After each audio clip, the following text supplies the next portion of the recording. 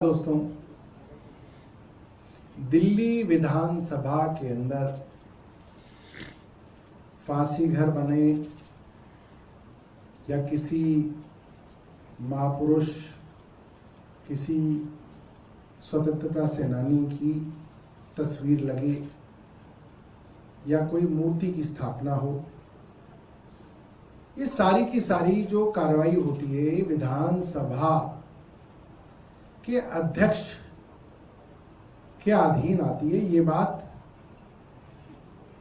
मुझे लगता है जब 7वीं कक्षा के अंदर सिविक्स इंट्रोड्यूस होती है सोशल स्टडीज के अंदर, तो इतनी समझ डेवलप हो जाती है, मगर भारतीय जनता पार्टी के अंदर ये समझ अब तक डेवलप नहीं हुई।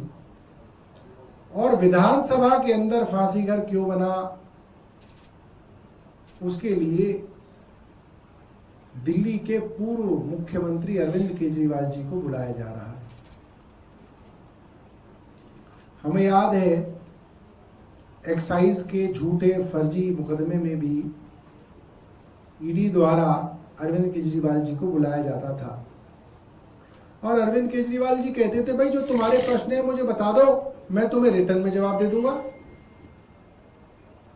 तुम मुझसे वीडियो कॉन्फ्रेंस में पूछ लो, मैं तुम्हें सबके सामने जवाब दे दूंगा। मगर ईडी छुपाए घूमती थी कि नहीं, हमें तुम्हें ही बुलाना है, क्योंकि मुद्दा जो था वो कार्रवाई नहीं थी, मुद्दा जो था गंदी नीयत थी। दिल्ली विधानसभा की एक समिति ने अरविंद केजरीवाल जी को बुलाया। अरविंद केजरीवाल जी ने बड़ी साधारण सी बात रखी कि मेरे पास ऐसा कुछ नहीं है जिसको मैं दुनिया से छिपाना चाहूं, मेरी पूछताछ होनी है, मुझे कोई डर नहीं है, मेरी पूछताछ तुम सारी दुनिया के सामने करो, लाइव स्ट्रीमिंग करो, क्या डर है। विधानसभा कह रही नहीं, हम लाइव स्ट्रीमिंग नहीं करेंगे। आज तक ही नहीं हुआ। क्यों नहीं हुआ? दिल्ली विधानसभा ने जब पीस एंड हार्मनी कमेटी बनाई तो उसकी बाकायदा लाइव स्ट्रीमिंग कराई गई, सबके सामने है। हमने भी petitions committee, privileges committee, questions and reference committee, तमाम कमेटियों के अंदर संजीव जी, कुलदीप जी मेंबर्स रहे, चेयरमैन रहे, और जब जब कोई इंपॉर्टेंट मुद्दा होता था तो वहां पे हम बाकायदा प्रेस को इनवाइट करते थे, बाकायदा पत्रकारों को बुलाया जाता था और पत्रकारों को वहां पे बिठाया जाता था और कहा जाता था कि यहां पे जो कार्रवाई हो उसको सच्चाई से आप रिपोर्ट कीजिए, तो अच्छी चीज है, पारदर्शिता होनी चाहिए। हमें तो कोई डर नहीं था।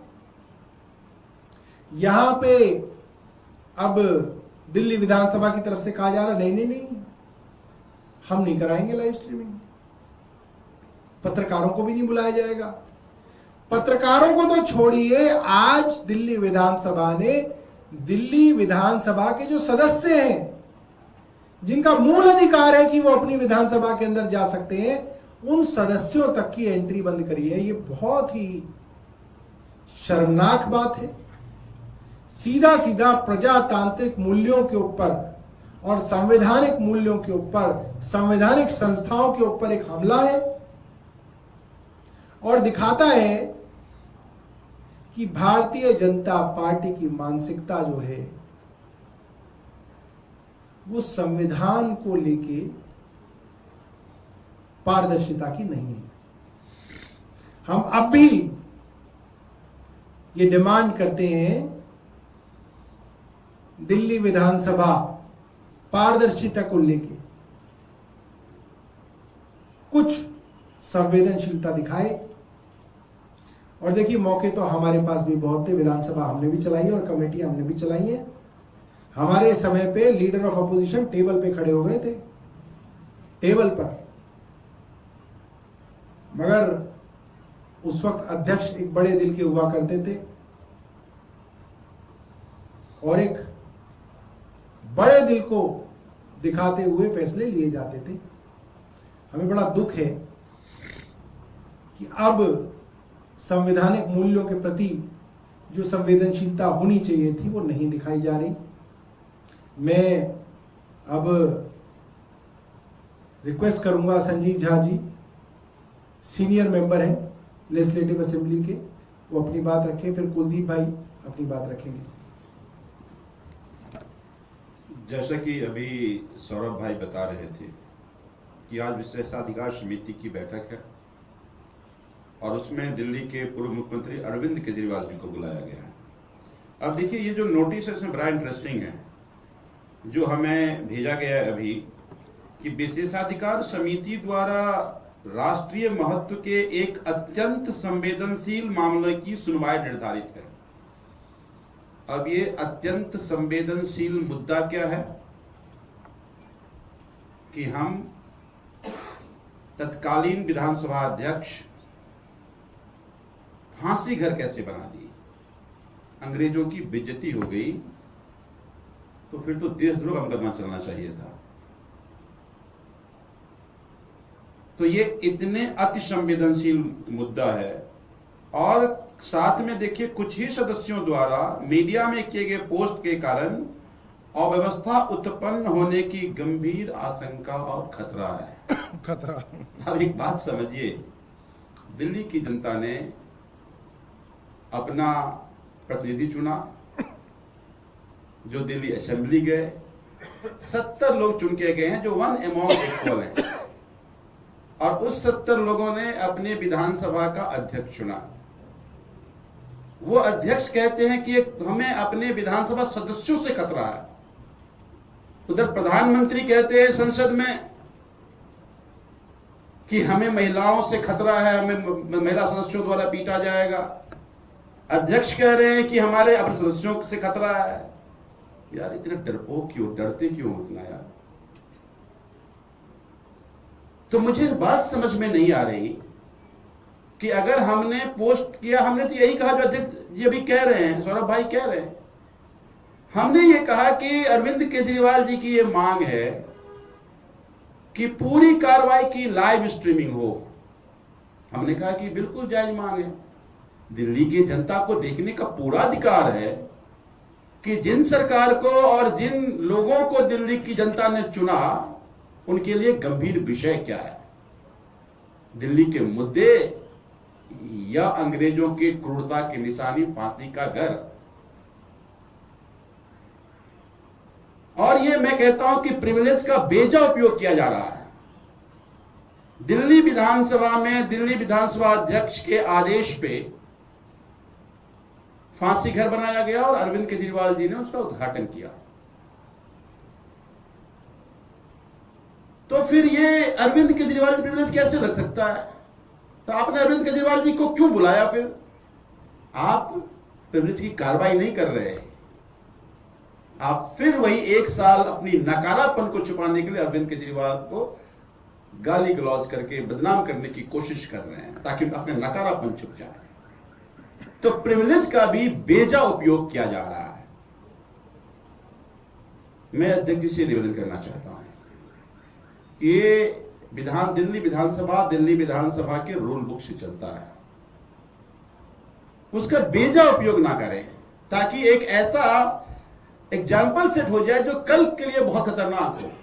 फिर तो मान लीजिए आज अध्यक्ष जी कई सारे प्रोग्राम करें, मान लीजिए उससे बड़ा भ्रष्टाचार हुआ, कई बार गृह मंत्री आए इनोवेशन करने के लिए आए हैं, लोकसभा अध्यक्ष आए हैं इनोवेशन के लिए, कल को अगर भ्रष्टाचार पाया गया, उद्घाटन उनको बुला लिया गया, तो ये तो अजीबोगरीब स्थिति उत्पन्न हो जाएगी। तो मुझे यह लगता है कि अपने नकारापन छुपाने के आड़ में जो खेल ये बीजेपी की सरकार कर रही है वो बहुत खतरनाक है। और मुझे लगता है कि दिल्ली विधानसभा के गार्जियन होने के नाते विधानसभा अध्यक्ष जी को इसको संज्ञान लेना चाहिए, कुछ भी ऐसा न करें जिससे दिल्ली विधानसभा जनतंत्र या संविधान के गरिमा पर ठेस पहुंचे। कुलदीप जी आपके बीच में अपने विचार रखेंगे। धन्यवाद जी। और भारतीय जनता पार्टी का सबको पता है जो कैसे देश की संवैधानिक संस्थाओं का अपने राजनीतिकरण के लिए उपयोग करने का काम करती है। और ईडी और सीबीआई के बाद अब बारी है प्रिविलेज कमेटी की।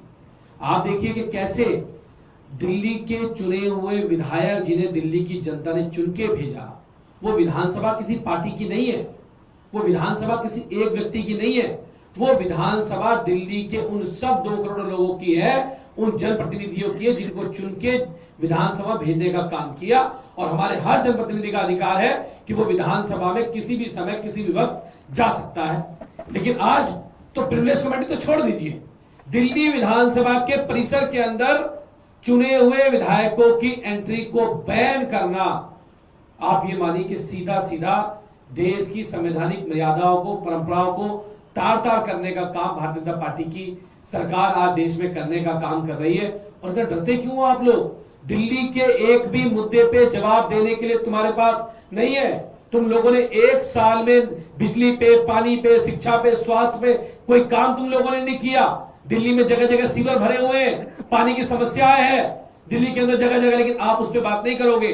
आपको केवल और केवल अपनी राजनीतिक का प्रयोग करना है अरविंद केजरीवाल जी को बदनाम करने के लिए। और डरते भी तुम लोग इतना हो कि उन्होंने कहा कि आप उसका लाइव प्रसारण कर दीजिए तो तुम भाग खड़े हुए, तुम उससे डर गए। अरे मैं आपसे कहना चाहता हूं कि कम से कम चुने हुए विधायकों को विधानसभा परिसर में जाने का अध्यक्ष अधिकार है और उनको अधिकार देने का काम कीजिए। और इस पूरी की पूरी कमेटी मीटिंग का लाइव प्रसारण कीजिए। जैसे हमारे अध्यक्ष सौरभ भारद्वाज ने बताया कि पहले भी कई बार कई मौकों पर हम खुद पिटीशन कमेटी में रहे, वहां प्रेस को बुलाया गया, इनवाइट किया गया, बकायदा दिखाया गया कि कैसे दिल्ली के अफसर को जवाबदेही जनता के प्रति होनी चाहिए और कैसे इनका काम होना चाहिए। क्या भारतीय जनता पार्टी के अंदर इतना बड़ा दिल और इतनी पारदर्शिता है? नहीं है, क्योंकि वो भ्रष्टाचार में डूबी हुई है, उसका एक एक कण भ्रष्टाचार में डूबा हुआ है, इसलिए उनकी ये हिम्मत नहीं है। तो मैं इसकी कड़ी निंदा करता हूं कि जैसे आज दिल्ली विधानसभा के परिसर में विधायकों की एंट्री को रोका गया है। ठीक है, थैंक यू। नहीं, आप जा रहे हैं, देखे जा रहे हैं क्या? आप तो कोशिश करो।